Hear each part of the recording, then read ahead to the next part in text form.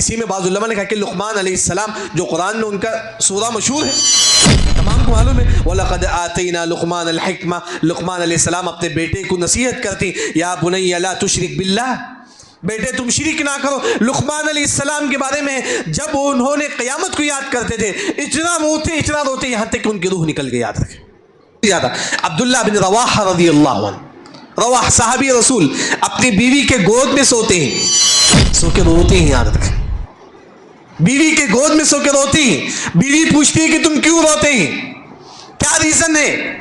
تو عبداللہ بن رواحہ رضی اللہ عنہ کہتی ہیں مجھے جہنم کی وہ آیت یاد آ گئی، وَإِن مِّنْكُمْ إِلَّا وَارِدُهَا، جہنم کے اوپر ایک پل صراط ہوگا جس میں سب کو گزرنا پڑے گا، مجھے بھی اس سے گزرنا پڑے گا۔ مجھے وہ سوچ کے یاد آتا ہے، وہ سوچ کے مجھے رونے آتا ہے۔ کبھی ہم نے پل صراط کی یاد کر کے رویا ہے؟ کہہ دو کہ لوگوں، تمہارے پروردگار کے ہاتھ سے تمہارے پاس حق آ چکا ہے، تو جو کوئی ہدایت حاصل کرتا ہے تو ہدایت سے اپنے ہی حق میں بھلائی کرتا ہے، اور جو گمراہی اختیار کرتا ہے تو گمراہی سے اپنا ہی نقصان کرتا ہے، اور میں تمہارا وکیل نہیں ہوں۔ اور اے پیغمبر، تم کو جو حکم بھیجا جاتا ہے اس کی پیروی کیے جاؤ اور تکلیفوں پر صبر کرو یہاں تک کہ اللہ فیصلہ کر دے، اور وہ سب سے بہتر فیصلہ کرنے والا ہے۔ توکل علیک ونعوذ باللہ من شرور انفسنا ومن سیئات اعمالنا من يهده الله فلا مضل له ومن يضلل فلا هادي له واشهد ان لا اله الا الله وحده لا شريك له واشهد ان محمدا عبده ورسوله اما بعد فان خير الحديث كتاب الله وخير الهدي هدي محمد صلى الله عليه وسلم وشر الأمور محدثاتها وكل محدثة بدعة وكل بدعة ضلالة وكل ضلالة في النار۔ أعوذ بالله السميع العليم من الشيطان الرجيم، بسم الله الرحمن الرحيم، قاف والقرآن المجيد بل عجبوا أن جاءهم منذر منهم فقال الكافرون هذا شيء عجيب أإذا متنا وكنا ترابا ذلك رجع بعيد قد علمنا ما تنقص الأرض منهم وعندنا كتاب حفيظ بل كذبوا بالحق لما جاءهم فهم في أمر مريج أفلم ينظروا إلى السماء فوقهم كيف بنيناها وزيناها وما لها من فروج والأرض مددناها وألقينا فيها رواسي وأنبتنا فيها من كل زوج بهيج تبصرة وذكرى لكل عبد منيب۔ وقال تعالى أيضا كتاب أنزلناه إليك مبارك ليدبروا آياته وليتذكر أولو الألباب۔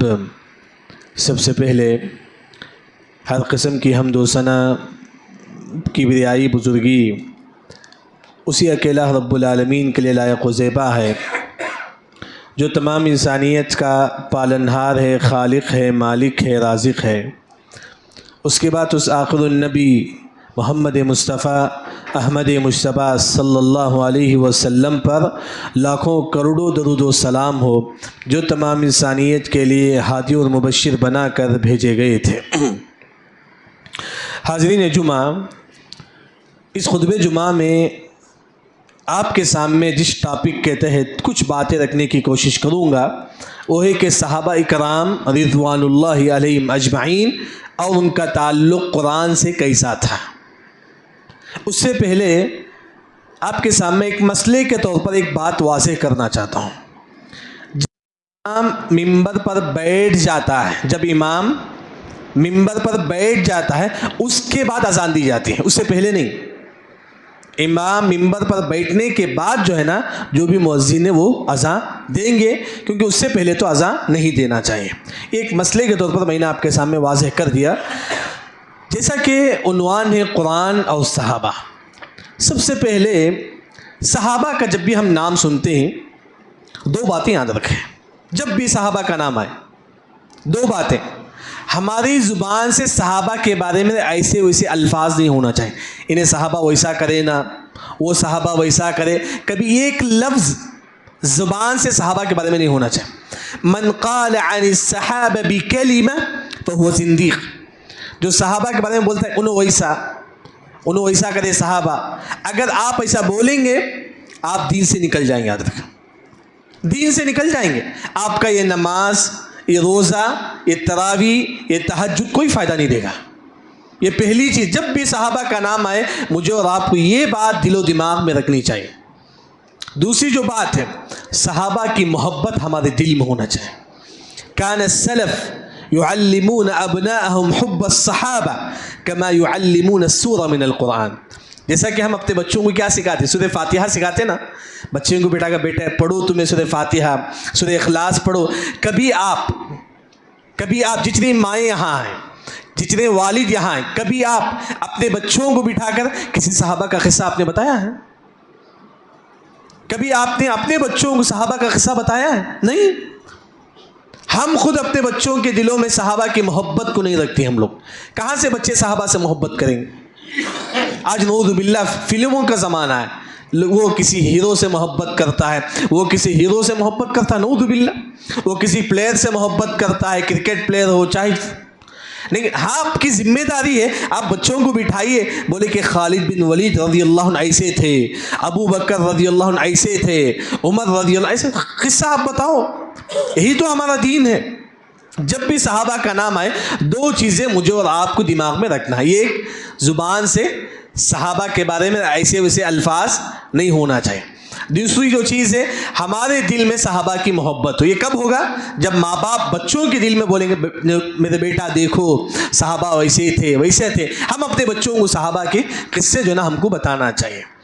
دوسری بات، جیسا کہ قرآن ہے، معلوم ہے کہ قرآن اللہ کا کلام ہے، مجھے اور آپ کو یہ بات اچھی طریقے سے معلوم ہے، لیکن جو بات میں آپ کے سامنے ذکر کروں گا، ہم مال، یہ جو ہمارے پاس جو پیسہ ہے، ہم سمجھتے ہیں کہ نعمت ہے، بالکل نعمت ہے، پیسہ نعمت ہے۔ اللہ نے آپ کو اولاد دیا، یہ اولاد بھی اللہ کی نعمت ہے۔ اللہ نے آپ کو گھر دیا، یہ گھر بھی اللہ کی نعمت ہے، لیکن سب سے بڑی نعمت، یاد رکھو یہ بات، سب سے بڑی نعمت اگر کوئی ہے تو وہ ہے قرآن، یاد رکھو سب سے بڑی نعمت۔ قل بفضل اللہ وبرحمتہ فبذلک فلیفرحوا، اے لوگو تم اس قرآن کی جو نعمت اللہ نے ہم کو قرآن دیا نا، اس پہ خوش ہو جاؤ۔ کبھی ہم خوش ہوتے ہیں، ہمارے ہاتھ میں 5,000 روپے، ہم خوش ہوتے ہیں، ہاں ہم نے اللہ نے پیسہ دیا، اللہ نے ہم نے گھر دیا تو ہم خوش ہوتے ہیں۔ کبھی آپ کے ہاتھ میں قرآن پڑھنے پر آپ کے دل میں خوشی ہوتی ہے؟ آپ خود اپنے بارے میں بتائیے۔ ہم قرآن پڑھتے ہیں، کبھی ہمارے دل میں خوشی ہوتی ہے؟ کیوں؟ کیونکہ ہمارے دل میں قرآن کی محبت نہیں ہے آج قرآن کی محبت۔ آج ہم لوگ کیا سمجھتے ہیں؟ قرآن گھر میں سجا کے رکھنا ہے، بس نہیں، قرآن دل میں سجا کے رکھنا ہے، یاد رکھیں دل میں سجا کے رکھنے کے نام ہے قرآن، گھر میں سجا کے رکھنے کا نام نہیں ہے۔ یعنی کہ آپ جب بھی قرآن پڑھیں یہ احساس کرو کہ یہ وہ قرآن ہے جو جبرائیل امین اپنے زبان سے پڑھے تھے، کس کے سامنے؟ محمد صلی اللہ علیہ وسلم کے سامنے پڑھے۔ وہی قرآن جو آپ اپنی زبان سے پڑھتے ہیں، وہی قرآن جبرائیل علیہ السلام بھی پڑھے تھے، محمد مصطفیٰ صلی اللہ علیہ وسلم۔ یہ نعمت کو احساس کرو۔ اسی وجہ سے ابو جہل، معلوم ہے تمام کو، کافر تھا۔ ابو جہل کا جو بیٹے اکرمہ رضی اللہ عنہ اسلام قبول کرے، اکرمہ رضی اللہ عنہ اس قرآن کو سینے سے لگا کے بولتے ہیں ھذا کلام ربی، کلام ربی، یہ میرا رب کا کلام ہے، میرا اللہ کا کلام ہے، سینے میں لگا کے بولتے ہیں۔ آج ہم میں سے کتنے لوگ ہیں اس قرآن کی نعمت کو ہم احساس کرتے ہیں؟ اسی وجہ سے عبداللہ بن عباس رضی اللہ عنہ کہتے ہیں کہ قرآن اتنی بڑی نعمت ہے. لولا ان یسر اللہ علی لسان الآدمیین، جیسا کہ ہم لوگوں کو جو ہے نا کرڑی زبان نہیں آتی، سمجھے. کئی لوگ ہی ان کی زبان کرڑی نہیں ہے تو ہم کو کرڑی نہیں آتی ہے، اور اسی طرح ہماری زبان اگر ملیالم نہیں ہے تو ہم کو ملیالم بھی نہیں آتی ہے. لیکن ہماری زبان عربی بھی نہیں ہے، لیکن پھر بھی ہم قرآن پڑھتے ہی. اللہ کی بہت بڑی نعمت ہے. اگر اللہ تعالیٰ چاہتا تو اس قرآن کو مشکل کرتا، لیکن اللہ نے ایسا نہیں کیا. یہ بھی اللہ کی نعمت ہے. آپ کو عربی نہیں آتی ہے پھر بھی آپ کیا پڑھتے ہیں؟ قرآن پڑھتے ہی نا. اس نعمت کو احساس کرو جو اللہ نے آپ کو دی. اگر آپ کی زندگی میں پریشانی ہے نا، گھریلو پریشانی ہے، پیسہ نہیں ہے، جاب نہیں ہے، کمائی نہیں ہے، صحت نہیں ہے، اللہ نے قرآن دیا نا، یہی سب سے بڑی نعمت ہے. یہی سب سے بڑی نعمت یاد رکھو. قرآن سے بڑھ کر کوئی اور نعمت ہماری زندگی میں نہیں ہے. اگر آپ قرآن کی نعمت اپنے دل میں قدر نہیں کریں گے، آپ کی زندگی میں کبھی برکت نہیں آئے گی. اسی وجہ سے قرآن ایک عظیم چیز ہے. بلکہ بتانے کا مقصد ہے کہ ہر دن مجھے اور آپ کو قرآن پڑھنا ہے، ہر دن پڑھی. جیسا کہ ایک مرتبہ امام ابو داؤد مشہور محدث ہے، ان کی حدیث کی کتاب ہے سنن ابو داؤد، ہمارے پاس بھی یہاں بھی ہے. ابو داؤد، امام ابو داؤد ایک عالم کے پاس داخل ہوتے ہیں جن کا نام امام حارث. امام حارث رونے لگتے ہیں.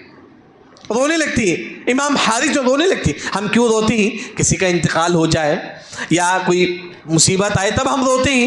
امام حارث رونے لگتے ہیں. امام ابو داؤد پوچھتے کہ تم کیوں روتے ہیں؟ امام حارث کا جو جواب تھا جو میرے اور آپ کی زندگی میں بہت ضرورت ہے.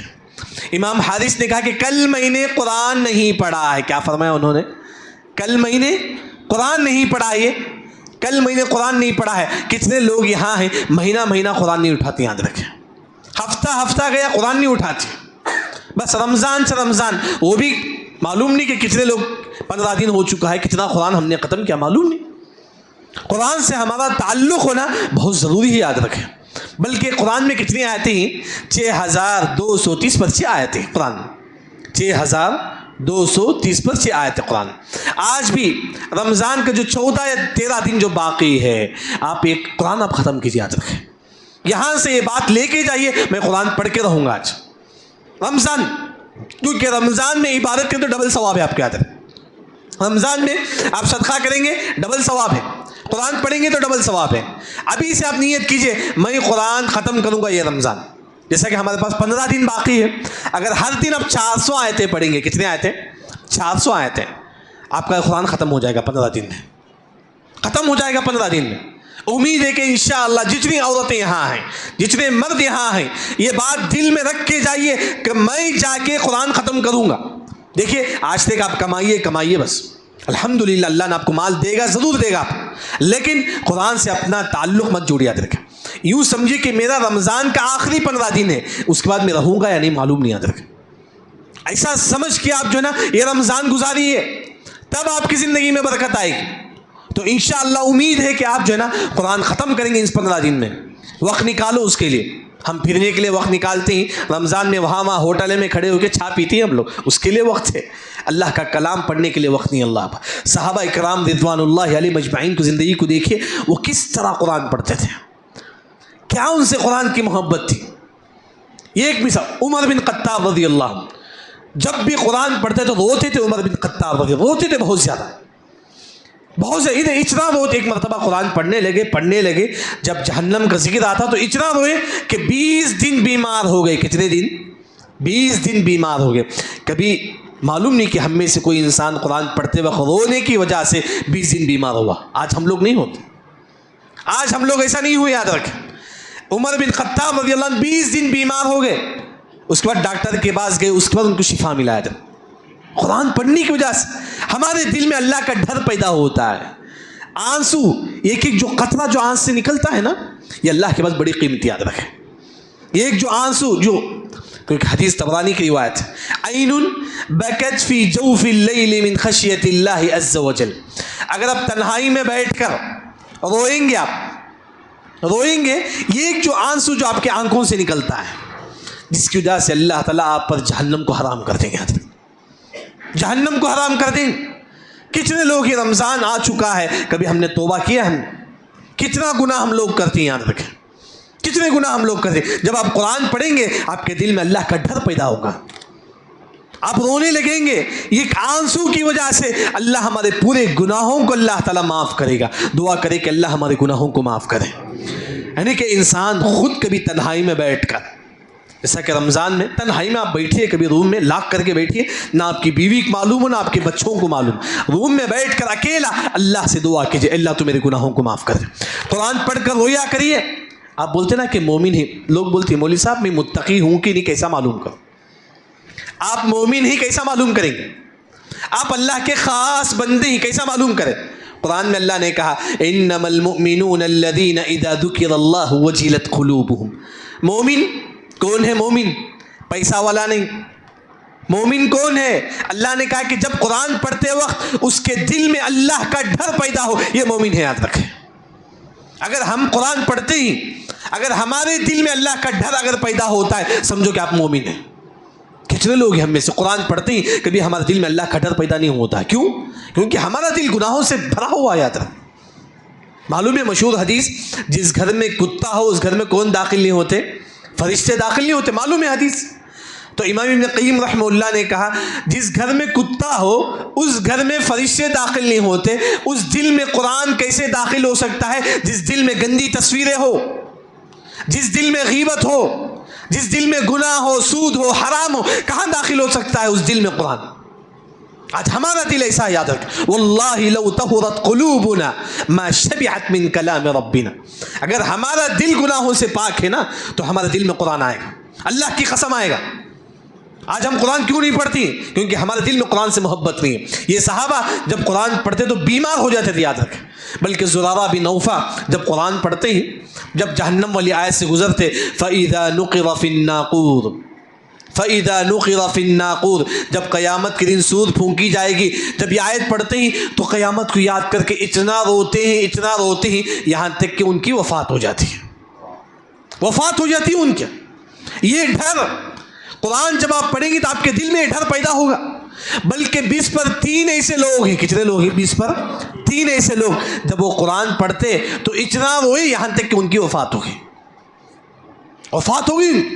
اسی میں بعض علماء نے کہا کہ لقمان علیہ السلام جو قرآن میں ان کا سورہ مشہور ہے، تمام کو معلوم ہے، وَلَقَدْ آتَيْنَا لُقْمَانَ الْحِكْمَةَ، لقمان علیہ السلام اپنے بیٹے کو نصیحت کرتی، یا بنی لا تشرک باللہ، بیٹے تم شرک نہ کرو۔ لقمان علیہ السلام کے بارے میں جب انہوں نے قیامت کو یاد کرتے تھے اتنا روتے یہاں تک کہ ان کی روح نکل گئی، یاد رکھیں۔ آج ہے ہمارے دل میں قرآن کے بارے میں، صحابہ جب قرآن پڑھتے ان کے دل میں اللہ کا ڈر پیدا ہوتا۔ دعا کرے کہ ہمارے دل میں بھی اللہ کا ڈر پیدا ہو۔ تو انشاءاللہ جب آپ قرآن پڑھیں تو یہ ایسا پڑھو گیا کہ جو نا آپ اللہ سے بات کرتے ہیں، اللہ کا کلام آپ پڑھتے ہی آپ کے دل میں اگر اب اللہ کا ڈر پیدا ہوتا ہے، سمجھ جاؤ کہ دنیا کے سب سے نیک انسان آپ یاد رکھیں۔ اگر آپ کے دل میں اللہ کا ڈر پیدا نہیں ہوتا ہے نا، ہاں دیکھو، اگر آپ کے دل میں اللہ کا ڈر پیدا نہیں ہوتا ہے تو آپ نیک انسان نہیں، یاد رکھیں۔ اسی سے آپ پہچان لیجئے، یعنی کہ قرآن اگر آپ دیکھیں گے ایک مرتبہ عبداللہ بن رواحہ رضی اللہ عنہ، صحابہ ان کی زندگی قرآن تھی، یاد رکھیں، ان کی زندگی قرآن۔ آج ہماری زندگی پیسہ، بزنس، دولت، ڈگری، بس ہماری زندگی یاد، یہ ہماری زندگی یاد رکھیں۔ معاف کرنا بعض لوگوں کو اگر تکلیف بھی ہو، ہماری زندگی جو ہے نا بزنس، جاب، کمائی، بیوی، بچے، بس اتنا ہی ہے۔ صحابہ نہیں، سب سے زیادہ اگر صحابہ کسی سے محبت کرتے تو قرآن سے زیادہ، سب سے زیادہ۔ عبداللہ بن رواحہ رضی اللہ عنہ، رواحہ صحابی رسول، اپنی بیوی کے گود میں سوتے ہیں، سو کے روتے ہیں، یاد رکھیں، بیوی کے گود میں سو کے روتی ہیں۔ بیوی پوچھتی ہے کہ تم کیوں روتے ہیں، کیا ریزن ہے؟ تو عبداللہ بن رواحہ رضی اللہ عنہ کہتی ہیں مجھے جہنم کی وہ آیت یاد آ گئی، وَإِن مِّنْتُمْ إِلَّا وَارِدُهَا، جہنم کے اوپر ایک پل صراط ہوگا جس میں سب کو گزرنا پڑے گا، اس میں مجھے بھی اس سے گزرنا پڑے گا۔ مجھے وہ سوچ کے یاد آتا ہے، وہ سوچ کے مجھے رونے آتا ہے۔ کبھی ہم نے پل صراط کی یاد کر کے رویا ہے؟ بتائیے اللہ کی قسم، ہم مومن ہی ہم لوگ، ہم مسلمان ہی ہم لوگ، ہمارے اندر کیا ایمان آج ہمارے اندر ہے؟ صحابہ جب روتے بیوی کے بازو بیٹھ کر، کبھی انسان بیوی کے بازو بیٹھ کر تو انسان جو ہے خوش ہوتا ہے، لیکن صحابہ بیوی کے بازو بیٹھ کے جہنم کو یاد کر کے روتے تھے۔ تو یہ جی صحابہ جس کی وجہ سے اللہ نے کہا کہ رضی اللہ عنہم ورضوا عنہ، اللہ ان سے خوش ہو گئے، اللہ بھی ان سے خوش ہو گیا، یہ صحابی بھی اللہ سے خوش ہو گئے۔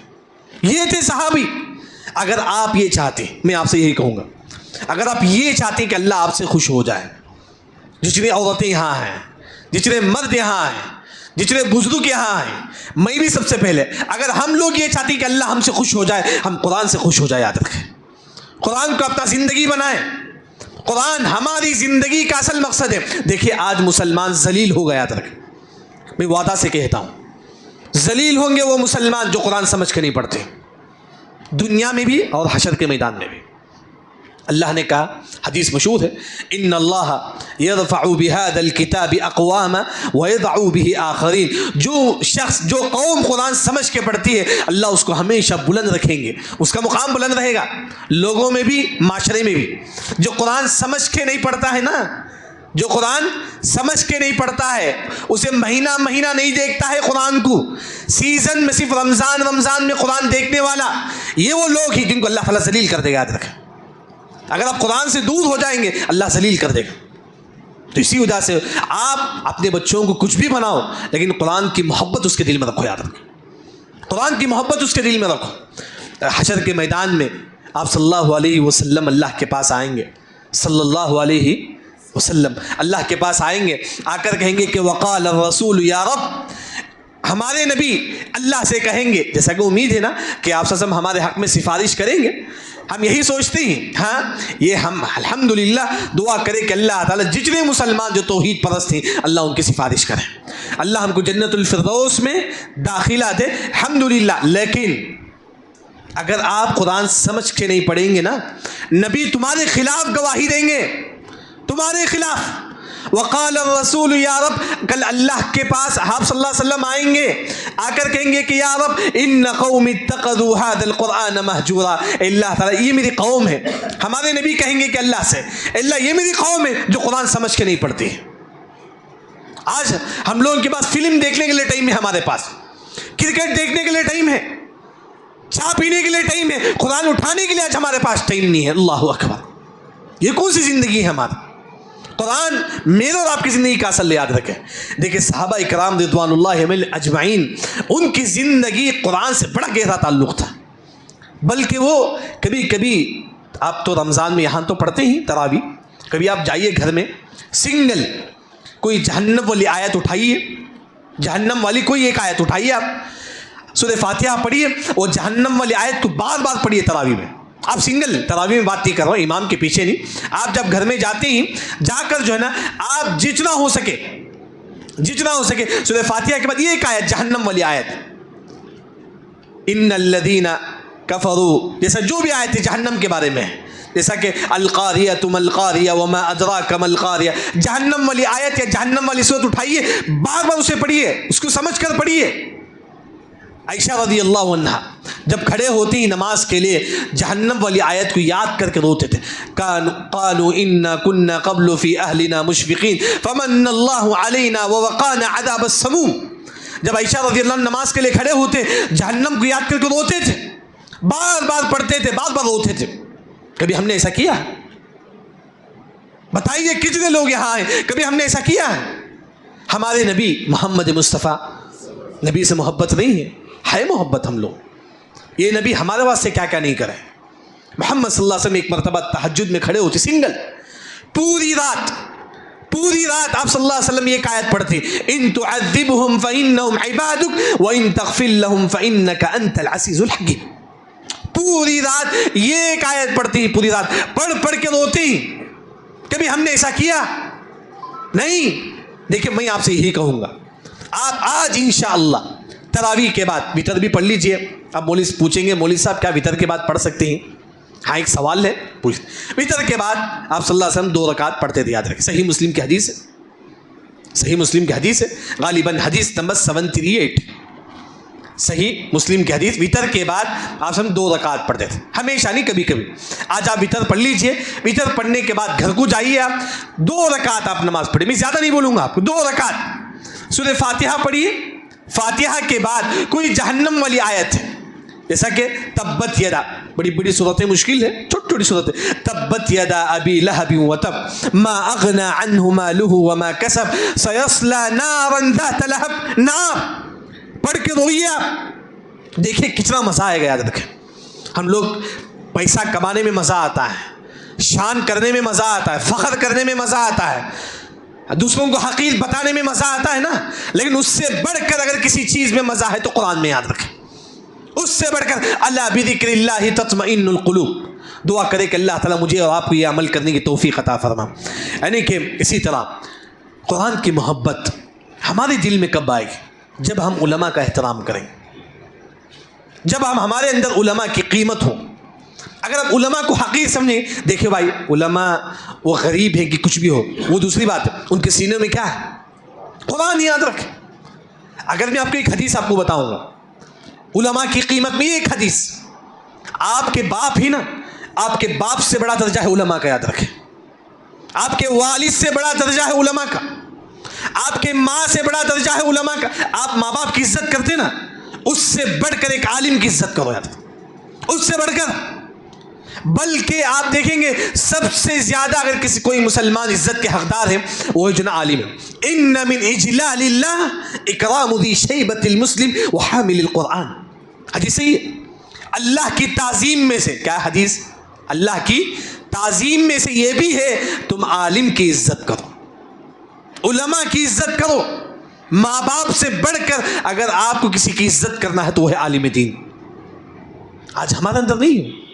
آج یہ جو قرآن حدیث ہم لوگ اسے معمولی سمجھتے، کیوں؟ کیونکہ ہمارے اندر عالم کی قیمت ہی نہیں۔ ہمارے محلے کے عالم ہمارے پاس ہمیشہ رہتے ہیں، یہاں صبح شام آپ کے سامنے درس دیتی، بتائیے ہم میں سے کتنے مسلمان ہیں جو ان کی عزت کرتے ہیں؟ مولوی صاحب کبھی ہم کو سورہ فاتحہ سکھاؤ، ہائے آپ بڑے ہوں گے، بزنس مین ہوں گے، سب کچھ ہوں گے، یہ عالم آپ کو سورہ فاتحہ سکھائے گا، آپ کو جنت بنائے گا، آپ کے قبر کو سنوارے گا۔ لیکن آج ہم اسی عالم سے ہم لوگ دور ہیں، کیوں؟ عالم ہم کو پسند نہیں، کیوں؟ ہمارے اسٹیٹس کے برابر نہیں ہو، وہ ایک حقیر ہے، نہیں وہ کبھی حقیر نہیں، یاد رکھیں۔ ایک مرتبہ ایک شخص حسن بن ذکوان عالم دین، ان کے پاس آ کے ایک عالم کی غیبت کرتا ہے، ایک عالم کی غیبت کرتا ہے۔ حسن بن ذکوان رحمہ اللہ نے کہا کہ جو مسلمان، یاد رکھو، جو مسلمان عالم کے پیچھے بولتا ہے، اس کی غیبت کرتا ہے، فیمیت اللہ قلبک، تمہارے دل کو اللہ مردہ کر دے گا، مردہ کر دے گا اللہ تعالیٰ۔ جب دل مردہ ہوگا نا، اس دل میں نہ قرآن آئے گا نہ حدیث آئے گا۔ اگر آپ یہ چاہتی ہیں کہ آپ کے دل میں قرآن کی محبت ہو، حدیث کی محبت ہو، عالم کی عزت کرو، محلے کے جو عالم ہیں، آپ کے مسجد کے جو عالم دین ہیں، ان کی عزت کرو، تبھی سے آپ کو علم ملے گا۔ یعنی کہ انسان جتنا ہو سکے جو نا، اگر آپ یہ چاہتی کہ قرآن کی محبت آپ کے دل میں ہو، جتنا ہو سکے عالم کی جو نا آپ عزت کرو۔ اسی طرح قرآن آپ پڑھیں گے تو کتنی بڑی تکلیف ہو اللہ دور کر دے گا، کتنی بڑی تکلیف ہو اللہ دور کر دے گا، یہ قرآن کا وعدہ، یاد رکھیں۔ بلکہ آپ دیکھیں گے ایک مرتبہ آپ صلی اللہ علیہ وسلم مسجد میں بیٹھے ہوئے تھے، جمیل جو ابو لہب کی بیوی تھی، پتھر لے کے آتی ہے مسجد میں، کسے مارنے کے لیے؟ آپ صلی اللہ علیہ وسلم کو مارنے کے لیے، نعوذ باللہ، پتھر لے کے آتی ہے مسجد میں۔ جب داخل ہوئی وہاں ابو بکر رضی اللہ عنہ بیٹھے تھے انٹرنس میں، پوچھتی ہے کہ ابو بکر نبی کہاں ہے صلی اللہ علیہ وسلم؟ تو ابو بکر رضی اللہ عنہ کہتی ہے کہ نبی مسجد کے اندر بیٹھے ہوئے ہیں۔ آپ صلی اللہ علیہ وسلم کو، ابو بکر رضی اللہ عنہ کو معلوم ہو گیا یہ جمیل نبی کو مارنے والی ہے، سیدھا پتھر لے کے مسجد کو آتی ہے، مسجد میں یہاں وہاں سب جگہ دیکھتی ہے، لیکن نبی نظر نہیں آتی اس سے، آپ صلی اللہ علیہ وسلم نظر نہیں آتی، پھر وہ باہر چلی جاتی ہے۔ پھر اس کے بعد ابو بکر رضی اللہ عنہ سیدھا نبی کے پاس آتی، آ کر پوچھتی اللہ کے نبی کیا ہوا؟ یہ جمیل آپ کو مارنے کے لیے پتھر لے کے آئی مسجد کے اندر، لیکن آپ نظر نہیں آئے اسے، ایسا کیا ہے؟ تو آپ صلی اللہ علیہ وسلم وہ آیت پڑھتے ہیں فَإِذَا قَرَأْتَ الْقُرْآنَ جَعَلْنَا بَيْنَكَ وَبَيْنَ الَّذِينَ لَا يُؤْمِنُونَ بِالْآخِرَةِ حِجَابًا، اگر آپ قرآن پڑھیں گے کافر سے اللہ تعالیٰ آپ کی حفاظت کرے گا۔ کس سے؟ کافر سے۔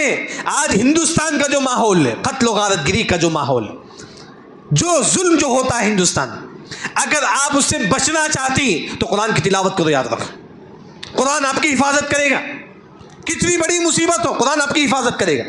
قرآن سے دل لگاؤ، قرآن سے دل لگاؤ، جتنی بڑی مصیبت ہے، جیسا کہ آپ کے بچے کو آپ دبئی بھیجتے ہیں، شارجہ بھیجتے ہیں، جہاں بھی بھیجو، بولے کہ بیٹے تم قرآن پڑھو۔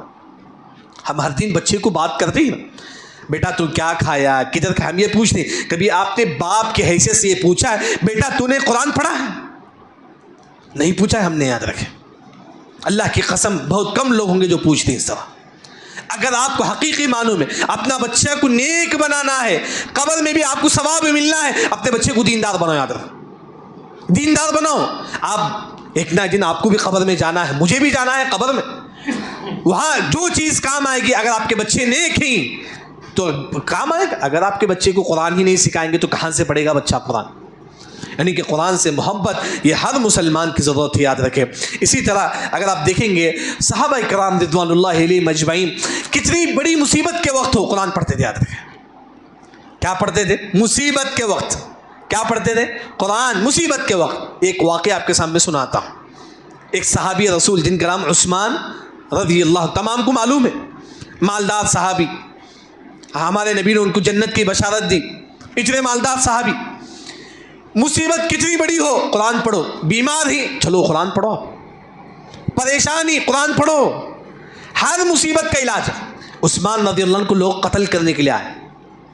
اب کیا کرتے ہیں ہم لوگ, کوئی ہم کو مارنے کے لیے آتا ہے تو ہم کیا کرتے ہیں, وہاں جا کے چھپتے ہیں, وہاں جا کے چھپتے ہیں. چلیے چھپ جائیے کوئی بات نہیں. لیکن عثمان رضی اللہ عنہ اپنے گھر میں بیٹھ کر قرآن کی تلاوت کرتے ہیں. اپنے گھر میں بیٹھ کر, کسی سے نہیں ڈرتے اللہ کے علاوہ. دشمن پیچھے سے آ کے جو نا یہ کرتا ہے, حملہ کرتا ہے, یہاں تک کہ شہید کا مقام ان کو ملتا ہے. قرآن پڑھتے رہتے ہیں. وہ جو جب ان کو شہید کیا گیا, ان کے جسم کا یہ خون ان کے قرآن پہ جا کے گر گیا. رکھے اس قرآن کی جو آیت تھی, جس آیت میں وہ ان کا جو خون جو گرا, وہ آیت ہے فَسَيَكْفِيكَهُمُ اللَّهُ, اللہ ان کے لیے کافی ہے, ان کافروں کے لیے کافی ہے. تو کون ہے؟ اللہ کافی. یاد رکھیں آج آپ نہیں, اللہ ان سے بدلہ لے گا. یاد رکھیں اللہ کبھی کسی کو نہیں چھوڑتا. یاد رکھیں وہ رب ہے, وہ کسی سے نہیں ڈرتا. یاد رکھیں یعنی کہ کتنی بڑی مصیبت ہے. آج آپ بیمار ہیں ہاسپٹل میں, اللہ ان تمام کو شفا کاملہ اور عاجلہ دے. یاد رکھیں جو مسلمان بیمار ہیں اللہ ان کو شفا دے. لیکن آپ بیمار, قرآن پڑھو. ایسا کہ قرآن ایک ہوتا ہے کہ قرآن ہم لوگ پڑھتے ہیں ثواب کی نیت سے, بالکل جائز ہے. لیکن آپ قرآن پڑھو شفا کی نیت سے, یہ بھی جائز. یاد رکھیں آپ بیمار ہیں قرآن اٹھاؤ, سورہ فاتحہ ہی پڑھو, سورہ فلق سورہ ناس پڑھو. کس نیت سے؟ اللہ مجھے شفا دے دے. کس نیت سے پڑھنا ہے؟ اللہ مجھے شفا دے دے. اللہ آپ کو شفا دے گا. قرآن شفا ہے. قل هو للذین آمنوا ھدی وشفاء, یہ قرآن شفا ہے. اگر آپ شفا کی نیت سے پڑھیں گے اللہ آپ کو شفا دے گا. یعنی کہ آپ بیمار ہوتے ہیں جیسا بھی ہو, ہم سب سے پہلے کہاں جاتے ہیں؟ ڈاکٹر کے پاس جاتے ہیں, وہاں جاتی وہ میڈیکل ہاں قرآن اٹھا کے پڑھو بھائی, قرآن اٹھا کے پڑھو. اللہ تعالیٰ آپ کو ہر بیماری اللہ تعالیٰ آپ سے دور کر دے گا. اسی طرح صحابہ کرام رضوان اللہ علیہ مجمعین جب بھی قرآن پڑھتے تھے تو یہ سمجھتے تھے کہ یہ آیت میرے بارے میں ہے. کیا سمجھتے تھے؟ یہ آیت میرے بارے میں. قرآن میں اللہ نے کہا کہ وَلَا يَغْتَبْ بَعْضُكُمْ بَعْضًا, تم غیبت نہ کرو. صحابہ نے کیا سمجھا کہ آیت میرے بارے میں ہے. ہم کیا سمجھتے ہیں؟ یہ اس کے بارے میں, انہیں غیبت کرتا نا اس کے بارے میں. لیکن صحابہ دیکھیں, ثابت بن قیس رضی اللہ عنہ مشہور صحابی, ایک آیت نازل ہوتی ہے سورہ حجرات کی, لا ترفعوا اصواتکم فوق صوت النبی. آیت کا ترجمہ کیا ہے؟ نبی کے سامنے بلند آواز سے بات نہ کرو. آیت کا ترجمہ ہے جب آپ صلی اللہ علیہ وسلم آپ کے سامنے ہی, اللہ نے صحابہ سے کہا کہ صحابہ تم آواز سے تم بات کرو نہ کو, اللہ تعالیٰ بولتے. اچھا آیت نازل ہوگی, ثابت بن قیس رضی اللہ عنہ جب یہ آیت سنتے ہی سمجھتے کہ آیت میرے بارے میں ہے, کیونکہ ان کی آیت فطری طور پر بلند آواز تھی. کیونکہ بعض لوگوں کی آواز ہوتی ہے, بات کرے تو ان کی آواز بلند ہوتی ہے. یاد رکھیں بعض لوگوں کی آواز ہوتی ہے. تو ثابت بن قیس کیا سوچے, یہ آیت میرے بارے میں ہے. تو اس کے بعد وہ گھر میں بیٹھ کے نبی کی مجلس کو نہیں آتی, نبی کے پاس نہیں آتی. آپ صلی اللہ علیہ وسلم ایک دن دیکھتے ہی ثابت رضی اللہ عنہ نہیں آئے. نبی نے سمجھا کہ صلی اللہ علیہ وسلم شاید وہ بیمار ہوں گے. دوسرے دن بھی نہیں آئے. تیسرے دن نبی آپ صلی اللہ علیہ وسلم ایک صحابی کو بولتے ہیں کہ جاؤ جا کر دیکھو کہ ثابت بن قیس کو کیا ہوا, وہ دین کی مجلس میں نہیں آتی. صحیح حدیث ہے. جاتے ہیں ثابت بن قیس رضی اللہ عنہ کی بولتی ہے کہ میں جہنمی ہوں. کیا بولتی ہے وہ؟ میں جہنمی ہوں. تو آپ صلی اللہ علیہ وسلم پوچھتے ہیں کہ کیا ریزن ہے, پوچھو.